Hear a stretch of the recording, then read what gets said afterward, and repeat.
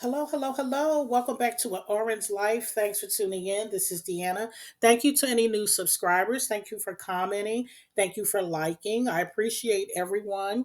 I appreciate new people coming along. Okay, guys, you see the thumbnail. Let's jump into this. Now, excuse me.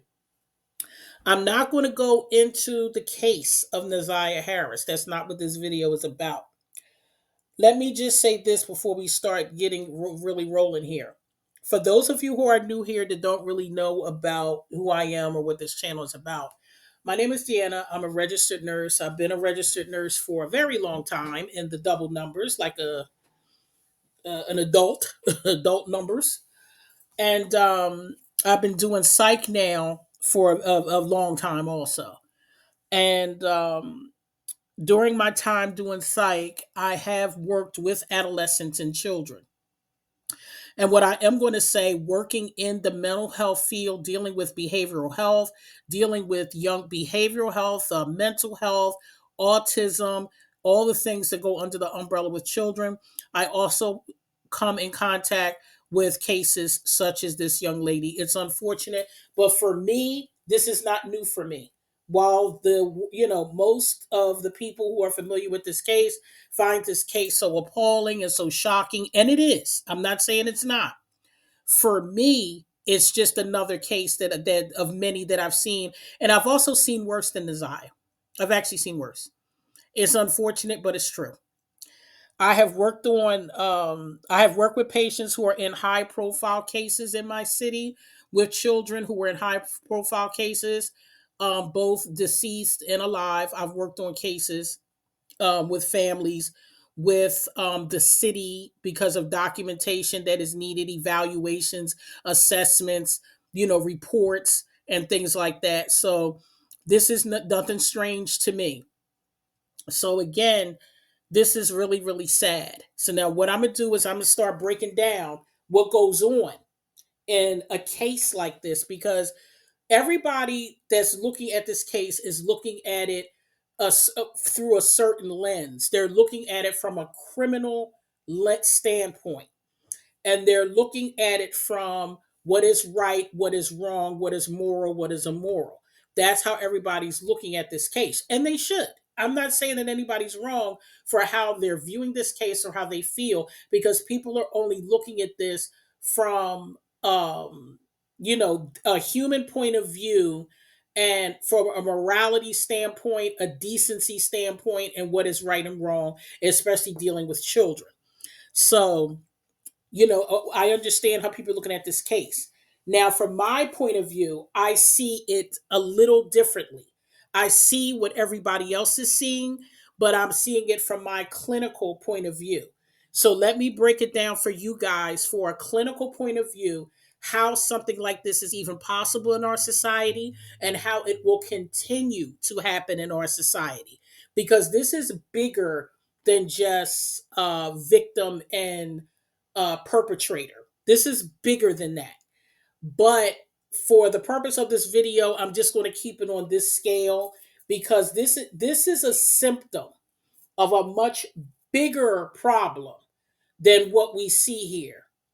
But again, we're just going to keep it local. And as I grow this channel, I will go into some of the things that go into what's going on here. All right, let me get to it.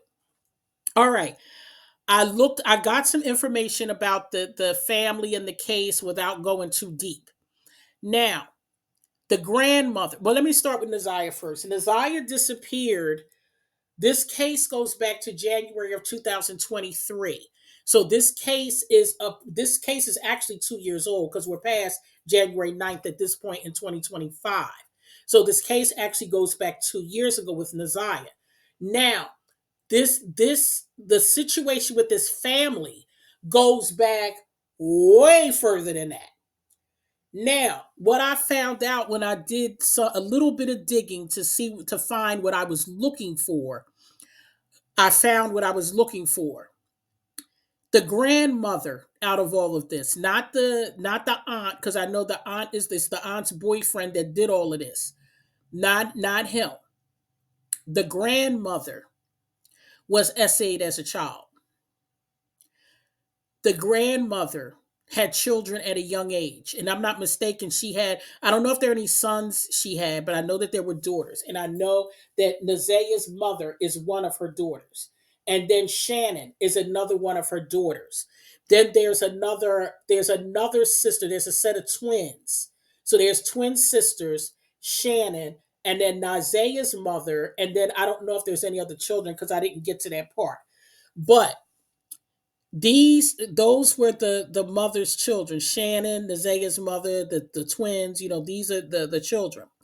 Now, according to what I found out, Nazaya's mother was SA'd. Shannon was SA'd. Now, I haven't heard about the twins, but I know that Shannon and the Nazaya's mother was SA'd along with the grandmother. Now, from what I'm hearing, this is what I'm hearing. Child Protective Services has been a part of their lives since Shannon was a little girl. So this goes back. So what we're watching, everyone, is generational curses of abuse. Now, let me go a little deeper because there's more to it than this. When a child is traumatized, we're not just talking about SA, we're talking about being traumatized from the SA. Because, I'm not saying some people handle trauma different than, well, everybody handles trauma differently. How one person handled it, another one doesn't. It depends on the person. And it depends on how damaged the person is, what other uh, neglect or abuse that they receive other than the SA. And it depends how long the SA occurred, like other things that go into it. However, anyway, the point that I'm getting to, when a child is SA'd, especially um, at an age of like when in their teenage years or preteen years, a lot of times when they become adults, their mind still their reasoning and judgment and insight will function at the same age of the trauma. And see, people don't understand that. And when I say function the same age as judgment and insight, the same as the trauma, let's say a young girl is assaulted at 16. She's SA'd at 16, and there was a high level of trauma associated with the SA. When she's 35, this is the type of woman that will have adolescent behavior. Not talk adolescent. Let's, when I say talk, I mean they will walk and talk as a 35-year-old, but their insight and judgment would be of a 16-year-old. Like you can't reason with them. Just like you can't reason with a 16-year-old. They don't listen. Their insight, adolescents' insight and judgment are off. That's why these kids have so many problems now and why they have so much trouble, because their insight and judgment is off and they don't want to listen to nobody. They rather look at social media and believe whatever's on social media. So I'm saying that to say that a lot of that these women, I'm just going to use these women in this family because I've seen this before, and I've looked into a few things. These women in this family more than likely have low IQs. More than likely, they're not, anyone that's overachievers or high earners or anyone, none of these women are, ambitious or want more out of life, because these women are already broken. See, that's what people are not understanding. And I'm not saying we need to take empathy and sympathy for these women, because they know what is right and wrong. But what I'm trying to explain to you is, even though they might know what right and wrong is, when you bring in an element such as the monster that showed up, we're talking about a man that is older, a man that can manipulate and control, a man that is attractive versus women who are not aesthetically pleasing to men, as far as they have more Afrocentric looks.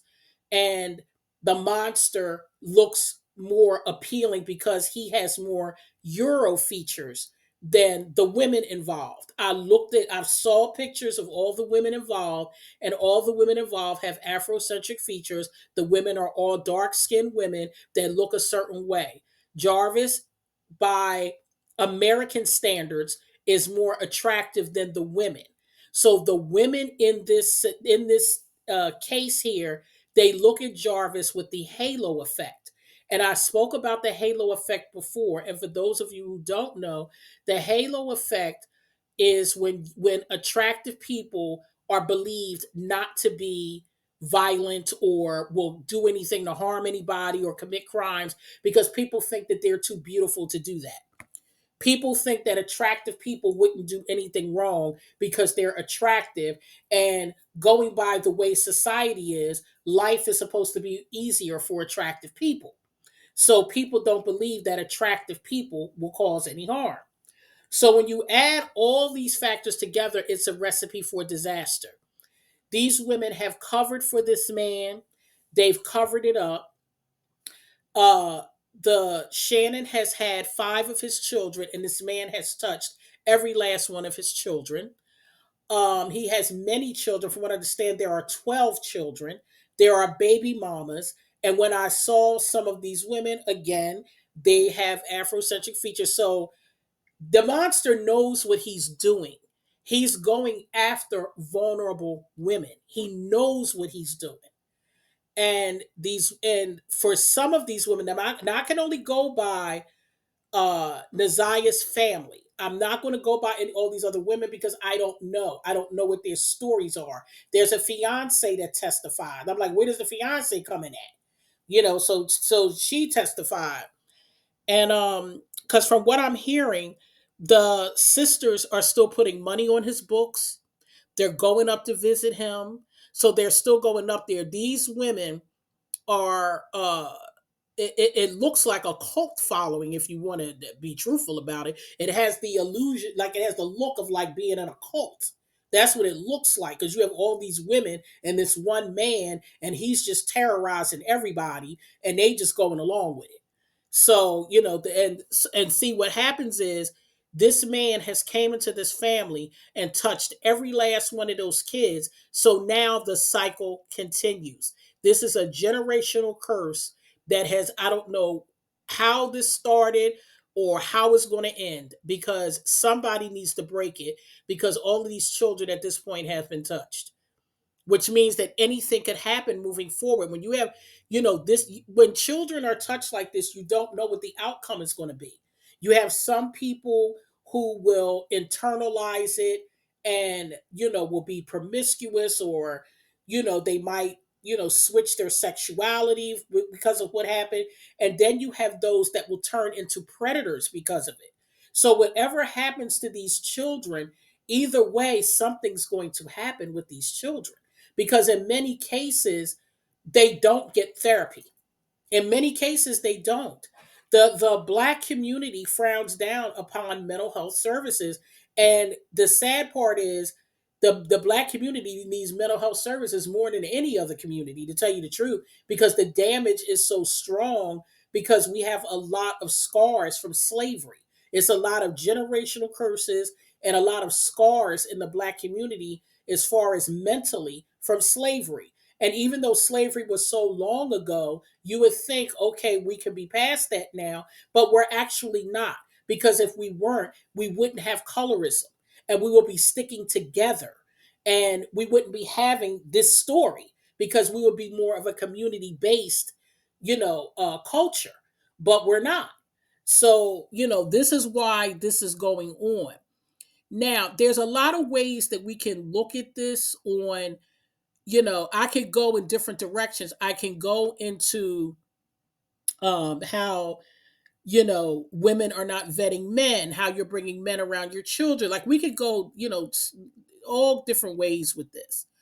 But for now, we're just going to stay on this path. And I'll come back with other videos, on, different topics that relate to this, to relate to this topic. But I'm just going to do a different spin on it. And I'm just going to keep it on this one track. But these women are definitely a part of generational curses that are continuing, because I'm not going to say it started with the grandmother. It could have started before the grandmother, and it could have happened to her mother. This is something that's been going on for a while, because the mentality of everyone involved is just of whatever. There's no remorse. I mean, when from what I'm hearing, these women, the only person that showed any remorse on the stand was his sister. She was the only one that was tearful. Everyone else act like it was just a sunny day and nothing's going on. So these women are clearly, what has happened in these women's lives over time, this generational curse has made them to the point that they don't even see how severe this is, because these women themselves have been so damaged physically and mentally that they don't even see what's going on. And this is very common for this type of behavior. What people don't understand, that this is common for this behavior. There is something missing there. That's what people don't understand. And these women would have to be evaluated. IQ, they would have to, test IQ levels, also talk to them. They would just have to go into a deep assessments, because you would have to find out where is the disruption, because these women had, they hid the crime. They were sabotaging people finding her. I believe that the I believe, if for nothing else, Shannon knows what happened to Nazia's body. I believe out of everybody involved, I believe Shannon knows the most. That's what I believe. And I believe she's not going to tell, because I believe that that woman is so in love with that man, and that man has so much control over her, that she's willing to probably die over it. I really believe that, because these type of women with cases like this, they're far gone. There's nothing you can do. There's nothing you can do. These type of women are far gone. This woman, you know, brought this man into her life, even though I'm not even going to say she brought him into her life, because she was 16. The grandmother allowed this behavior, and that's because it happened to her. So, usually in situations like this, the abuse is deep and it's long. And when I say deep and long, I mean in cases like this, abuse goes on for years and nobody cares. That's another thing. What's happening to Nazia probably happened to Shannon, probably happened to her mother, as far as the abuse goes. And what it is, the people around them did not care. So, because the people around them did not care, they in turn brought that forward when it comes to Nazia. Because I listened to an audio of, they played an audio in court with Shannon and another cousin, and the cousin called Shannon to complain about her daughter, calling her crying to come get her from a birthday party, because the monster offered her money for inappropriate touching. And her response to her, she came and got her daughter, and she asked her about calling, the police or whatever. And she said, no, he just left the house. Well, yeah, well, I'll talk to him when he gets back. And all that. She's out of it. She's out of it. She's not going to do anything. She's gone. She's gone. Those women are gone. So that's it. Now, what needs to happen is, I really believe that these women should be locked up. I believe these women should be locked up because they're a danger. They're a danger. They should not have any children. These women should be charged with accomplice, co-conspirators, or whatever. Because I really believe that Shannon knows where Nazia's body is. I really do, and I think she knows more than what she's going to tell. But she is so, because this is what happens. Because I don't know if anybody's been following the story, but I did listen. I did see like a small snippet of text messages that Nazia sent to the monster. Those text messages were like of someone in a relationship, like you're a grown woman and a grown man. this girl really believed that this was her boyfriend. And the way that this girl was talking at her age, you would think she was a woman. But see, he groomed her. The child was only 13. So this child, again, she was in love with him. See, that's another thing. She was in love with him. You could tell by the text messages. And with her being pregnant, she wanted to keep the baby. And see, he didn't want her to keep the baby because it would blow up the spot. He's with Shannon, he's with another woman, and if she turns up pregnant and it comes out to be his baby, he know he going back to jail. So that's why they got rid of her. And I honestly and truly believe that Shannon got jealous and she knows what's going on. I think that he told her about it because this is what I'm hearing. From what I'm hearing, he tried to do. He looked up information for at home termination and of fetus, and something probably went wrong, and he probably called her, and that's when they probably did something, because I really believe she's involved. I really, really do, because of her actions. Because when family came to her about what happened, she's just all like, "Oh well, I'll ask him when he get back, or I'll talk to him about it. Oh, your child is lying, or this is what was coming out. This is what was going on." And then when Nazaria went missing, I was told that Shannon and her sisters were taking the flyers down. That they were saying in that area that nobody even knew she was missing, because when other family members put the flyers up, the sisters were taking them down. So that's showing me that they all knew, because that type of action, that means they knew. So they all should be arrested and locked up in all actuality, because those women shouldn't have children. They're not able to protect those children. They're not capable of raising children. So you can't have children if you're not going to protect them. If you're going to have children just to throw them to them peoples, then what's the point? I don't get it. That's why they need to be locked up. So they can't have any more children with anyone. And also they, help cover up a crime. They should be gone. Plain and simple. But I basically did this video to talk about that aspect of it. The women, that family is under a generational curse that looks like it won't be broken anytime soon. Because Mr. Monster has ran through those other children over there, and it's been quite a few children he done ran through. So it's going to be more generational curses over there, because there's not going to be any mental health services. No one's going to get any help. No one's protecting these children. So the children are going to grow up and act just like the last generation, just like the grandmother. So this is going to continue until someone else stops it. Now, hopefully, this story will get these kids some help, hopefully, because as we know, the system doesn't always help kids.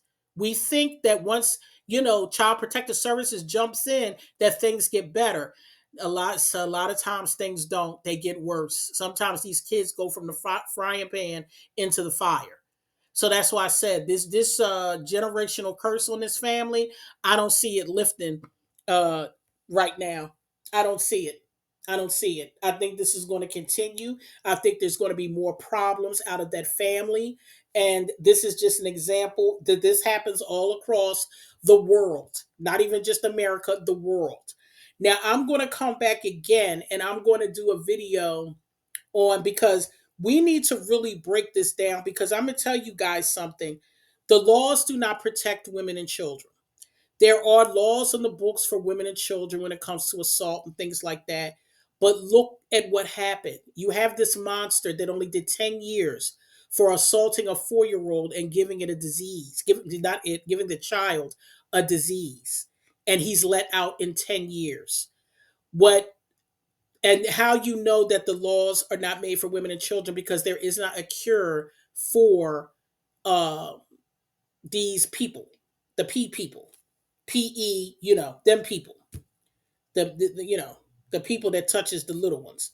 There's no cure for that. There's no cure for that. And because there isn't a cure or any real treatment for it, these people should not be in society, because they're going to do it. They're going to do it. It's just that simple. But see the laws don't protect women and children because men are sexually deviant. That's what people don't under. I keep going back to this. That's why my deviant switch videos are so important, because women have to be smarter, because men by nature are sexually deviant. Like I said in my video, it's just you have to find out where on the scale is the deviancy. Is it mild or is it extreme? Is it a freak off or is it just, a mild looking at, porn in the bathroom before, before he go to sleep at night or whatever, or porn in the man cave or whatever. So you have to figure out how deviant he is, or see how deviant he is. But all men are. All men are. They're born with it. That's what y'all don't understand. They're born with it.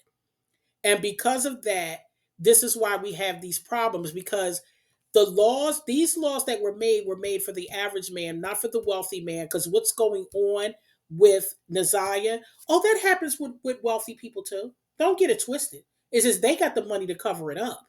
They got the money to do whatever they want to do, and send people here, cover this up, send someone there, cover that up. So that's the only difference. The only reason why we're hearing about this story because these people are poor. If this was a wealthy family that this happened to, we wouldn't hear about it because everybody would be paid off and it would be covered up. So that's why I said this goes on all the time. And that's because of the deviance of men. And until women put down all their differences and so busy worried about a man and worried about being male identified and want to be my man, and come together, all races of women, instead of worrying about who wants your man and all that, and come together for some stronger laws for men who commit crimes against women and children, this is going to continue at an alarming rate. And also, as long as women participate, this is going to continue at an alarming rate. Because Mr. Monster couldn't do what he did unless Shannon and her family just handed over a buffet of little ones. Because how else was he going to do it unless you let him in? So that's why I said this is going to continue. This is going to continue. So unfortunately, we're hearing about the sweet poor little baby, and probably the end sometime this year we'll hear about another one. Next year, another one. This is nothing new. This is nothing new. And nothing's going to change until we change it. Nothing's going to change until women stand up, not men, because men are deviant and they know it. Men know. That's why men, if you notice, when men be doing this crazy stuff and this horrific stuff, if you notice, these men take up for each other. They make excuses for each other. They always, or either they'll say nothing or they'll turn a blind eye because because men know. Men know because some of these men be having those thoughts, but they don't all act on them. But some of these men be thinking some of this stuff. Some of these men be looking at these high school girls and be like, yeah, I wouldn't mind picking me up one of them, but I know I can't. So that's why I said, y'all gotta pay attention. Y'all gotta understand men better. And when women start understanding men better and know what's really going on with them, you'll be ahead of the game. Y'all don't understand men. See, I understand men. That's why I don't have a problem with them now. Now I did back before because I didn't understand them, but I understand them now. So now I don't have a problem with men. I have a very good man because I know how to pick them. So I have a good man. Does he have a sexual deviancy? Sure he do. But it ain't nothing that I can't handle. See, that's the thing. I didn't pick someone who's some weirdo freak. So, he got his stuff with him. Don't get me wrong, but it's nothing that is out there where I'm concerned about my grandchildren or I'm concerned about my daughter. It's none of that because he wouldn't be around if it was. But again, that's another video. There is a video coming down the pike about, things you should ask and do before going on your first date with a man to save you a lot of heartache and pain. So that's coming down the pike. I just didn't get to it yet. But I'm about to close out this video. I just wanted to get this out because it's important for people to understand that it's more to this than just, these evil women and this monster that did this to this poor baby. It's more than that, but it doesn't excuse what happened. Now, regardless on what these women went through or how they were conditioned, it doesn't excuse what happened, because as soon as it went left, one of them should have got on the phone and called the police, because at this point it went too far. At this point, you'd have let the man run through your family. But once a life was taken, somebody should have called. And then that's where the problem lies at. And that's why they all need to be locked up. But I'm going to go ahead and get off of here. I'm going to come back with another video soon. I know it's been a minute with these videos, but it's been a lot going on, guys. So I've been trying to deal with some things behind the scenes, some family issues. And I have a family member that is slowly passing away, and I'm just on pins and needles every time the phone rings. So I'm just dealing with that right now. But other than that, I'll be back with a video as soon as I possibly can. So you guys take care, have a great one, and I'll be back soon.